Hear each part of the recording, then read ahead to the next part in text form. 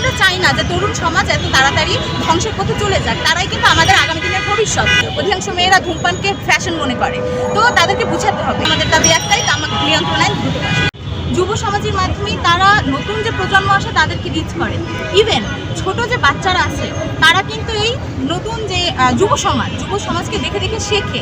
তো একটা তামাক কোম্পানি তাদের লভ্যাংশ পায় এই যুব সমাজ থেকে, এবং তাদের আগামী দিনের যে ব্যবসা তারও যোগান দেয় কিন্তু এই যুব সমাজ। তাদের আসল টার্গেট হলো এই যুব সমাজ। আজকে আমরা এই মানববন্ধনে দাঁড়িয়েছি, আমাদের মূল দাবি একটাই, তামাক নিয়ন্ত্রণ আইন দ্রুত পাস চাই।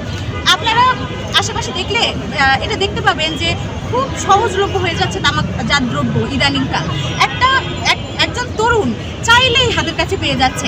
একটা তামাকজাত পণ্য দুইবার ভাবতে হচ্ছে না যে আমি কিভাবে নিব। এবং আমি যদি মূল্যের কথাও চিন্তা করি, মূল্য কিন্তু অনেক কম দামে পাওয়া যাচ্ছে। এজন্য এদেরকে দুইবার চিন্তা করতে হচ্ছে না যে আমি কি কিনবো না, খাবো কি খাবো না। এবং তাদেরকে দেখে ছোট ছোট যে বাচ্চারা তারাও শিখে যাচ্ছে যে আচ্ছা ভাইয়া তো এটা খাচ্ছে, আমিও তাহলে বড় হলে ট্রাই করবো। বড় হওয়ার আগেই তারা শুরু করে দেয় তামাকজাত দ্রব্য সেবন করা। তো এই জন্য আমরা চাই না যে তরুণ সমাজ এত তাড়াতাড়ি ধ্বংসের পথে চলে যাক। তারাই কিন্তু আমাদের আগামী দিনের ভবিষ্যৎ।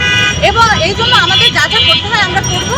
আর আবারও আমি বলছি, আমাদের দাবি একটাই, তামাক নিয়ন্ত্রণ আইন দ্রুত পাস। নারীদেরকে আসলে বুঝাতে হবে, সবাই যে বোঝে এমন তো না। এজন্য আমরা কাজ করে যাচ্ছি, নারীদেরকেও বুঝতে হবে। কারণ কি, আমাদের আগামী দিনের ভবিষ্যৎ কিন্তু আসে নারীদের মাধ্যমে।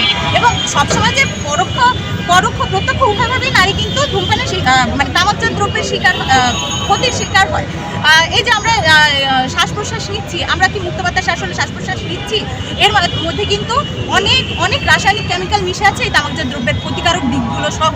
এবং এর মাধ্যমে যারা গর্ভবতী নারী আছে এদের বাচ্চারা কিন্তু এফেক্টেড হচ্ছে।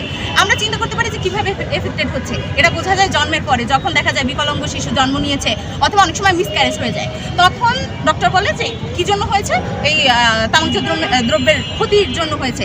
আসলে মেয়েরা সবসময় বোঝে না। এদেরকে বুঝাতে হবে যে আপনাদের মাধ্যমে আগামী দিনে ভবিষ্যৎ আসতে চলেছে, আপনারাও সতর্ক হন। আর নিজেরা এখনকার দিনে দেখা যায় কি, অধিকাংশ মেয়েরা ধূমপানকে ফ্যাশন মনে করে, তো তাদেরকে বুঝাতে হবে এই দিকগুলো।